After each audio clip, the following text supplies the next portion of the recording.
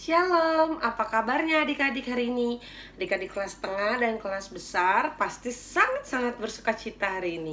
Adik-adik, sebelum kita mendengarkan firman Tuhan, kita mau berdoa dulu. Yuk tutup matanya, lipat tangannya, kita mau berdoa.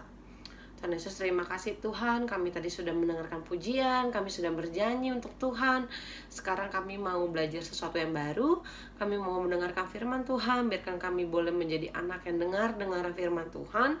Biarkan kami juga boleh mengerti firman Tuhan yang akan diceritakan hari ini. Terima kasih Tuhan, dalam nama Tuhan Yesus. Adik, pada suatu hari Tuhan Yesus bercerita bahwa kita itu harus lebih cinta Tuhan dan lebih mengasihi Allah dibandingin hal-hal lainnya, kayak harta benda, uang, kekuasaan. Itu kita pokoknya harus tetap lebih cinta Tuhan dan mengasihi Allah dibanding hal lainnya, adik-adik. Nah, adik-adik tahu nggak sih kalau misalnya di luar sana tuh banyak orang-orang yang nggak lebih beruntung dibanding kita. Itu seperti orang-orang yang nggak punya rumah, nggak punya uang, nggak bisa makan, nggak bisa berjalan, nggak sempurna, adik-adik. Nah, makanya adik-adik kalau kita ketemu orang-orang seperti itu, kita harus juga mengasihi mereka. Karena kita juga harus mengasihi sesama, dan kita juga harus mengasihi Allah adik-adik dibanding mengasihi harta-harta kita. Pada suatu hari, ada seorang bapak yang kaya. Aduh adik-adik, dia kaya sekali. Dia punya rumah yang besar, punya rumah yang mewah, punya rumah yang megah. Aduh, orang-orang lain mah rumahnya gak segede dia deh. Di rumahnya banyak makanan, dia punya banyak uang, punya banyak dayang-dayang yang melayani dia. Dia punya semua-muanya, adik-adik. Rumahnya juga begitu mewah sekali. Nah, tetapi ada satu orang bapak yang miskin bernama Lazarus, adik-adik. Dia itu kakinya penuh dengan luka, adik-adik. Penuh dengan bekas-bekas luka yang gak bisa kering. Jadi kayak borok-borok gitu, adik-adik. Nah, dia itu cuma bisa duduk di pintu rumah bapak yang kaya. Dia minta makan, gak dikasih, adik-adik. Minta uang apalagi.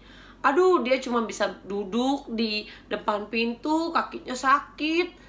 Gak lama, adik-adik, ada anjing-anjing orang bapak yang kaya itu jilat-jilatin bekas lukanya, adik-adik. Aduh, bener-bener deh.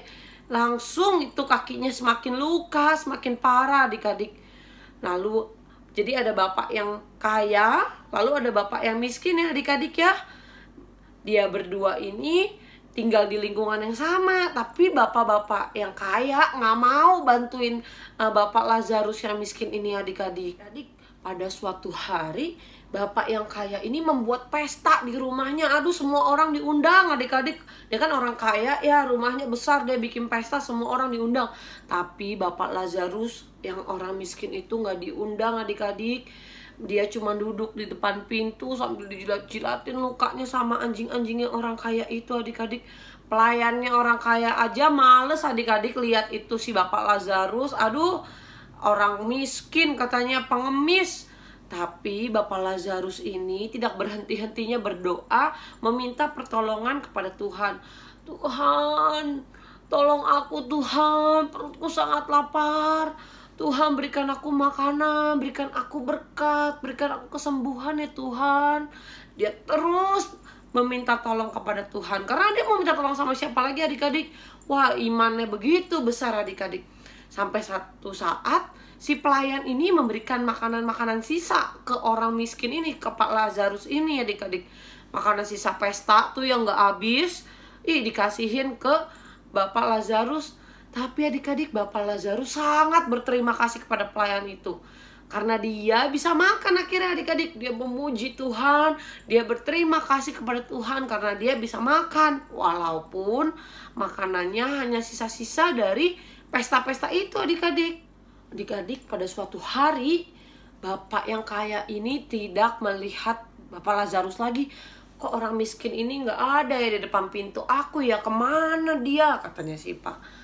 Orang kaya ini, adik-adik, ternyata Lazarus itu sudah meninggal dunia, adik-adik. Gak ada satu orang pun di dunia yang membantu Pak Lazarus pada saat itu. Tapi Tuhan menolongnya. Tuhan mengangkat Bapak Lazarus dengan malaikat-malaikatnya dia mengangkat Pak Lazarus ke surga, duduk di pangkuan Bapak Abraham, adik-adik. Nah adik-adik, jadi memang ada ketika kita meninggal itu akan ada surga dan neraka, adik-adik. Kita masuk surga ya adik-adik, makanya kita percaya dengan Tuhan Yesus yang sudah menebus dosa kita, adik-adik. Nah jadi pada saat itu Bapak Lazarus diangkat oleh malaikat-malaikatnya Tuhan ke surga. Tapi nggak lama Bapak yang kaya itu juga meninggal, adik-adik. Pemakamannya begitu megah, pesta pemakamannya begitu lama, adik-adik. Begitu meriah, begitu megah, kuburannya juga bagus, adik-adik. Tapi kok nggak ada malaikat-malaikat Tuhan ya yang menjemput Bapak yang kaya ini, adik-adik. Nggak ada juga malaikat yang datengin dia atau menyapa juga nggak ada, adik-adik. Nah, nggak ada juga yang membawa Bapak yang kaya ini ke pangkuannya Abraham seperti apa yang Tuhan lakukan kepada Lazarus. Bapak yang kaya ini dibawa ke satu tempat yang begitu ngeri, panas, adik-adik. Dia sangat kelaparan, sangat kehausan, penuh dengan gertak gigi, adik-adik. Aduh, ngeri banget itu tempatnya. Itu yang dinamakan neraka ya adik-adik. Nah, dia dibawa ke tempat situ, lalu gak lama dia lihat Lazarus di atas, adik-adik, di surga. Kok Lazarus enak banget, dia duduk di pangkuan Bapak Abraham. Dia gak merasakan seperti aku, kehausan, kepanasan, adik-adik. Lalu dia meminta tolong kepada Bapak Abraham. Bapak Abraham, tolong aku sangat kehausan, sangat kelaparan, Bapak, tolong aku. Begitulah Bapak orang kaya itu terus mengeluh dan meminta tolong. Tetapi gak ada seorang pun yang bisa menolong dia, adik-adik. Termasuk Bapak Abraham juga gak bisa menolong dia. Bapak yang orang kaya itu terus meminta tolong pada Lazarus. Lazarus, ini aku. Kamu dulu suka duduk di depan rumah aku di dunia. Lazarus, tolong berikan aku minum.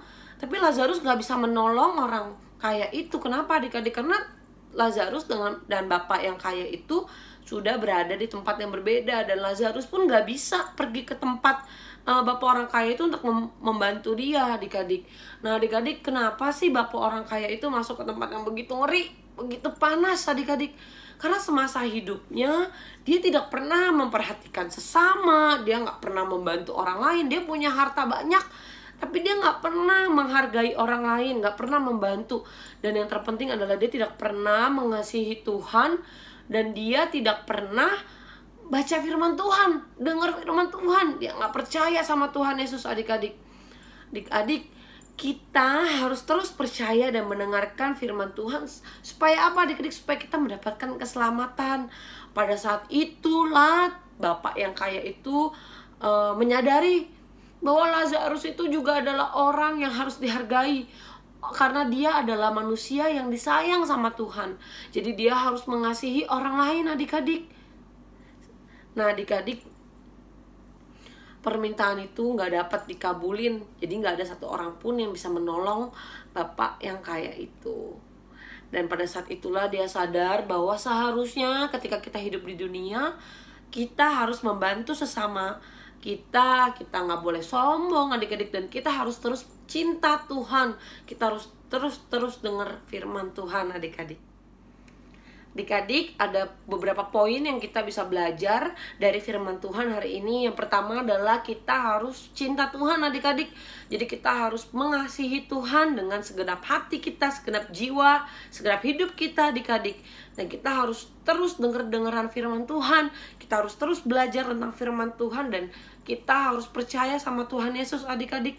Yang kedua, kalau kita sudah cinta Tuhan, kita harus juga cinta sama sesama kita, adik-adik. Jadi kita harus benar-benar membantu orang lain, adik-adik. Kita mencintai sesama seperti kita mencintai Tuhan. Yang ketiga, kita harus punya belas kasihan, adik-adik. Kita juga harus membantu orang lain yang kesulitan, yang gak seberuntung kita. Jadi kalau ada orang yang kesusahan dan kita mampu untuk membantu, kita harus bantu ya adik-adik, supaya kita bisa mewujudkan cinta sesama yang tadi. Seperti itu poin-poin yang kita bisa dapetin dari firman Tuhan hari ini. Adik-adik, sekarang waktunya kita buka Alkitab kita mau baca ayat hafalan kita untuk minggu ini. Adik-adik, kita buka di Matius 19 ayat 19b. Yang udah ketemu katakan amin. Adik-adik, ayo kita baca-baca bareng-bareng. Matius 19 ayat 19b. Dari kasihilah sesamamu ya adik-adik ya. Yuk kita baca bareng-bareng. 1, 2, 3. Matius 19 ayat 19b. Kasihilah sesamamu manusia seperti dirimu sendiri. Sekali lagi. Matius 19 ayat 19b. Kasihilah sesamamu manusia seperti dirimu sendiri. Nah, dari ayat hafalan ini kita belajar ya adik-adik, kita juga harus mengasihi sesama seperti kita mengasihi diri kita sendiri, seperti kita mengasihi Tuhan adik-adik.